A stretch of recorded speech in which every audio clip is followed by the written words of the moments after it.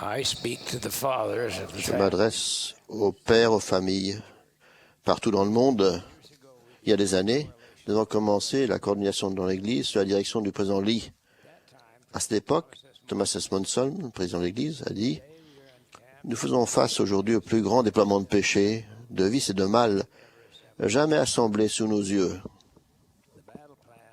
Le plan de bataille que nous sauvons pour sauver l'âme des hommes n'est pas le nôtre.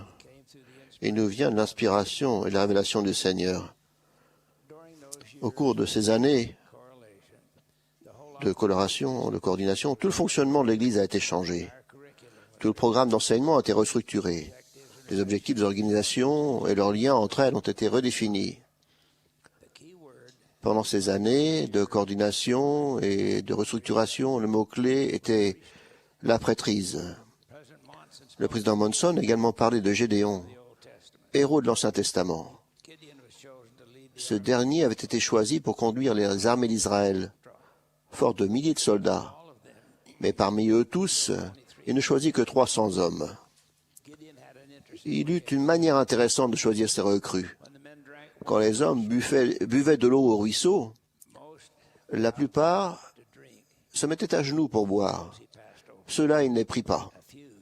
Quelques-uns prenaient l'eau dans leurs mains et buvaient, restant complètement vigilants. Ce sont eux qui furent choisis. Nous vivons une époque de guerre, de bruit de guerre, de tremblements de terre en divers lieux. Comme cela était prophétisé, toute la terre est en tumulte, et Satan est de tous côtés dans le pays. Il cherche à détruire tout ce qui est bon et juste. Il est Lucifer, qui a été chassé de la présence de Dieu. Malgré tout cela, nous sommes très optimistes quant à l'avenir. La petite force de Gédéon réussit, car comme l'indique le récit, les soldats restèrent chacun à sa place.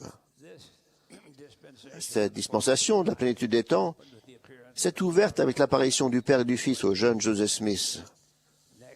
Ensuite, l'ange Moroni montra à Joseph où étaient enfouies les plaques contenant le livre de Mormon. Joseph reçut le pouvoir de les traduire. Pendant la traduction, Joseph et Oliver Cowdery ont lu un passage concernant le baptême. Ils ont prié pour savoir quoi faire. Un ange messager du nom de Jean-Baptiste leur est apparu. Il leur a conféré la prêtrise d'Aaron, qui détient les clés du ministère d'ange, de l'évangile de repentir et du baptême par immersion pour la rémission des péchés.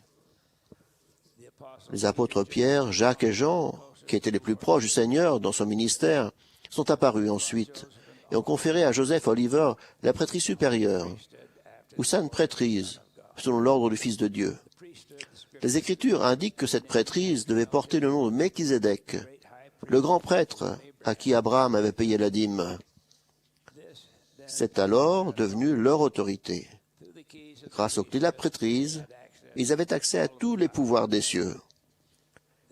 Ils ont reçu le commandement de porter l'Évangile à toutes les nations.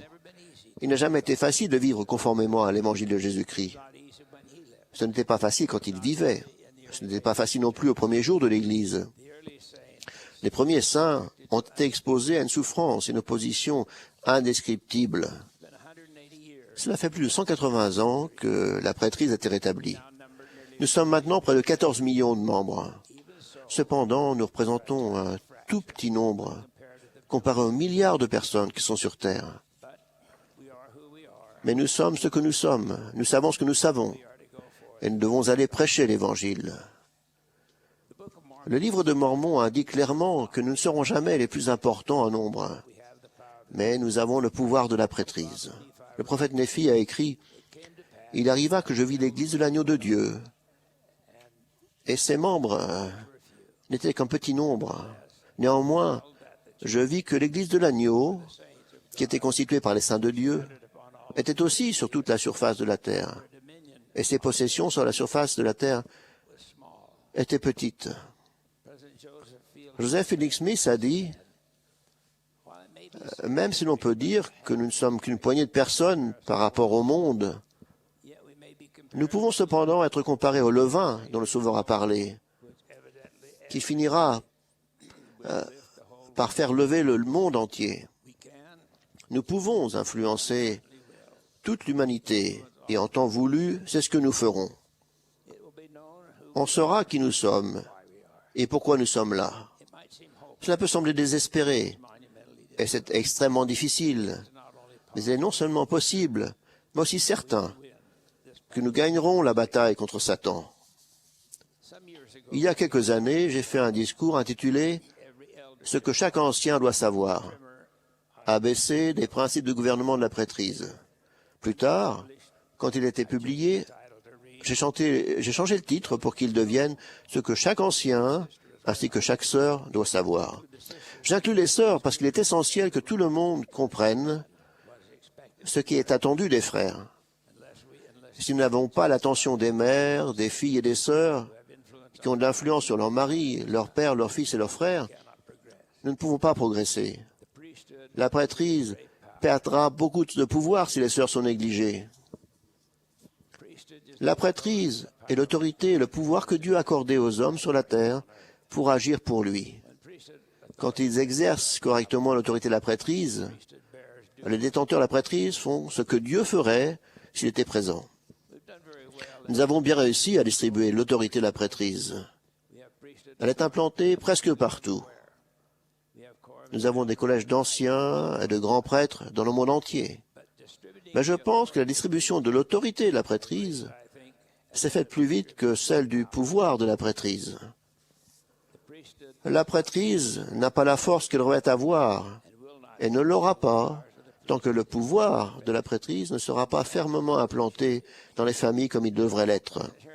Harold Bailey a déclaré « Il me paraît clair que l'Église n'a pas d'autre choix, et on n'a jamais eu, que de faire plus pour la famille, pour qu'elle remplisse sa mission divine. Non seulement parce que c'est l'ordre des cieux, mais aussi parce que c'est la chose la plus sensée que nous puissions faire pour nos jeunes. Contribuer à améliorer la qualité des foyers des saints des derniers jours. Aussi importants que soient nos programmes et nos efforts d'organisation, ils ne doivent pas prendre le pas sur le foyer, mais le soutenir. Joseph S. Smith a fait la déclaration suivante concernant la prêtrise au foyer. Au foyer, l'autorité présidente est conférée au père. Et il n'y a pas d'autorité supérieure dans tout ce qui concerne le foyer et la famille. Pour illustrer ce principe, une simple anecdote suffira peut-être. Il arrive parfois que les anciens soient appelés pour bénir les membres d'une famille. Parmi ces anciens, il peut y avoir des présidents de pieux, des apôtres, ou même des membres de la première présidence de l'Église.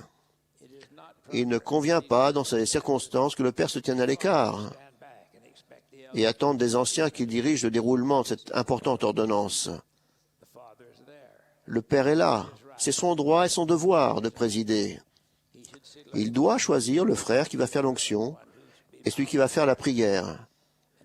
Il ne doit pas penser que la présence des autorités présidentes de l'Église le prive de ses droits de diriger le déroulement de ses bénédictions d'Évangile dans son foyer. Si le père est absent, la mère doit demander à l'autorité présidente présente d'en assumer la direction.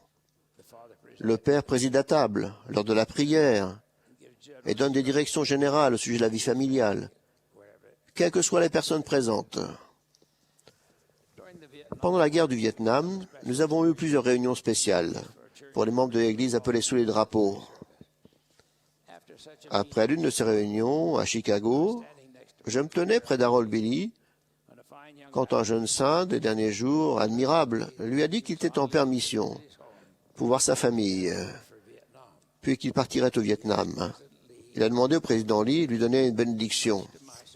À ma grande surprise, celui-ci a répondu « C'est votre père qui doit vous donner cette bénédiction. » Très déçu, le jeune homme lui a dit « Mon père ne saurait pas comment donner une bénédiction. » Le président Lee lui a répondu « Rentrez chez vous, mon garçon, et dites à votre père que vous allez partir à la guerre et que vous voulez qu'il vous donne une bénédiction paternelle. S'il ne sait pas comment faire, dites-lui que vous allez vous asseoir sur une chaise, qu'il peut se tenir derrière vous, debout, et poser les mains sur votre tête et dire ce qui lui viendra à l'esprit. » Le jeune soldat s'en est allé tout triste. Environ 2 ans plus tard, je l'ai rencontré de nouveau, je ne me souviens pas où. Il m'a rappelé cette expérience et m'a dit, j'ai fait ce qu'on m'a dit.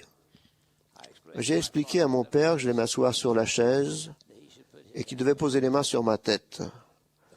Le pouvoir de la prêtrise nous a remplis tous les deux. Ça a été une force et une protection pendant ces dangereux mois de bataille. Un autre jour, j'étais dans une ville éloignée. Après une conférence, nous ordonnions et mettions à part des dirigeants. Alors que nous terminions, le président Mpu a demandé, « Pouvons-nous ordonner à l'office d'ancien un jeune homme qui va partir en mission ?» Bien évidemment, la réponse était oui. Lorsque le jeune homme s'est présenté, il a fait signe à 3 frères de le suivre pour participer à son ordination. Au dernier rang, j'ai remarqué une copie conforme de ce garçon. Et j'ai demandé, est-ce votre père? Le jeune homme a répondu oui. Je lui ai dit, c'est votre père qui va vous ordonner. Il a protesté. Mais j'ai déjà demandé à un autre frère de m'ordonner. Je lui ai dit, jeune homme, c'est votre père qui va vous ordonner. Et toute votre vie, vous remercierez le Seigneur pour ce jour. Le père s'est alors avancé.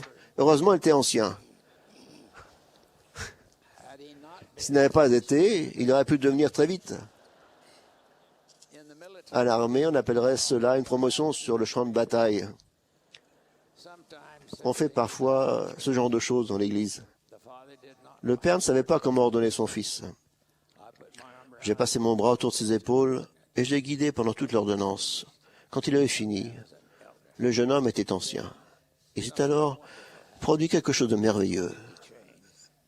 Métamorphosés, le père et le fils se sont pris dans les bras. Il était clair que cela ne s'était jamais produit auparavant. Le père, en larmes, a dit « Je n'ai pas eu l'occasion d'ordonner mes autres garçons. » Pensez à ce qui était accompli. C'était bien plus que si quelqu'un d'autre l'avait ordonné, même un apôtre. Maintenant que la prêtrise est dans le monde entier, nous demandons à tous les anciens, à tous les grands prêtres, à tous les détenteurs de la prêtrise, de rester chacun à sa place, comme les 300 hommes de l'armée de Gédéon, qui étaient petites mais puissantes. Mais nous devons maintenant réveiller en chaque ancien, en chaque grand prêtre, dans chaque collège, dans chaque groupe et en chaque père de famille, le pouvoir de la prêtrise du Tout-Puissant. Le Seigneur a dit, les choses faibles du monde s'avanceront pour abattre les puissantes et les fortes. Le prophète Néphi a dit aussi que le pouvoir de l'agneau de Dieu descendait sur les saints de l'Église de l'agneau et sur le peuple de l'Alliance du Seigneur qui était dispersé sur toute la surface de la terre. Il ajoutait, ils étaient armés de justice et du pouvoir de Dieu dans une grande gloire. Nous avons besoin de tout le monde, les fatigués, les épuisés, les paresseux, et même ceux qui sont través par la culpabilité doivent être rétablis par le repentir et le pardon. Trop de nos frères de la prêtrise vivent en deçà de leurs droits sacrés et des attentes du Seigneur. Nous devons aller de l'avant, confiants dans le pouvoir divin de la prêtrise. C'est une source de force et d'encouragement que de savoir qui nous sommes, ce que nous avons, et ce que nous devons faire dans l'œuvre du Tout-Puissant. Le Seigneur a dit, « Moi, le Seigneur, je suis lié lorsque vous faites ce que je dis. Mais lorsque vous ne faites pas ce que je dis, vous n'avez pas de promesse. » Les collèges de la prêtrise doivent veiller sur les foyers qui n'ont pas la prêtrise et pourvoir à leurs besoins. De cette façon, aucune demeure de l'Église ne manquera de bénédiction. Il y a des années, les membres d'une famille se sont rassemblés au chevet d'une petite femme danoise âgée. Parmi eux se trouvait son fils d'une 50aine d'années. Il s'était éloigné du chemin. Il avait vécu chez sa mère pendant les années qui avaient précédé. Larmes aux yeux, elle a supplié, « Maman, tu dois vivre. Maman, tu ne peux pas mourir. » Il a ajouté, « Maman, tu ne peux pas t'en aller. Je ne te laisserai pas partir. » La petite mère a levé les yeux vers son fils et a demandé avec son accent danois, « Mais où est ton pouvoir? Où est ton pouvoir? » Paul a dit, « Nous avons été édifiés sur le fondement des apôtres et des prophètes. Jésus-Christ lui-même étant la pierre angulaire. En lui, tout l'édifice, bien coordonné, s'élève pour être un temple saint dans le Seigneur. En lui, vous êtes aussi édifiés pour être une habitation de Dieu en esprit. L'œuvre du Seigneur prévaudra, cela ne fait aucun doute. Nous devons rassembler tous nos efforts et nous unir. C'est un fait acquis. L'autorité de la prêtrise est avec nous. Après tout ce que nous avons coordonné et organisé, il nous incombe maintenant d'activer le pouvoir de la prêtrise dans l'Église.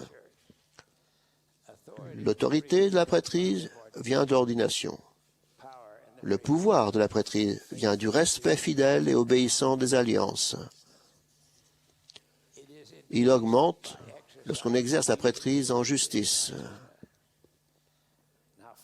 Père, je vous rappelle la nature sacrée de votre appel.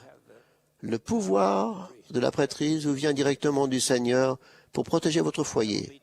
Dans certains cas, tout ce qui restera comme bouclier entre votre famille et la malice de l'adversaire sera ce pouvoir. Vous recevrez des directives du Seigneur grâce au don du Saint-Esprit. L'adversaire ne trouble pas activement nos réunions de l'Église, peut-être seulement à l'occasion. Dans l'ensemble, nous sommes libres de nous assembler comme nous souhaitons, sans trop de perturbations. Mais ses partisans et lui attaquent constamment le foyer et la famille.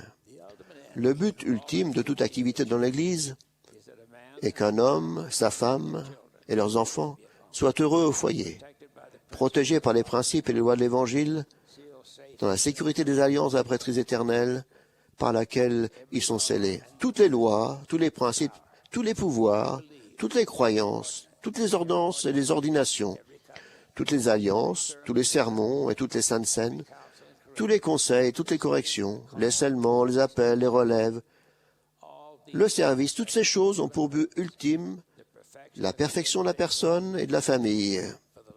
Car le Seigneur a dit, « Voici mon œuvre et ma gloire, réaliser l'immortalité et la vie éternelle de l'homme. » Il en sera ainsi. Je témoigne du pour la prêtrise, donné à l'Église pour nous protéger et nous guider. Parce que nous l'avons, n'avons pas peur de l'avenir. La peur est l'opposé de la foi. Nous savons que le Seigneur veille sur nous et notre famille. Je rends témoignage au nom de Jésus-Christ. Amen.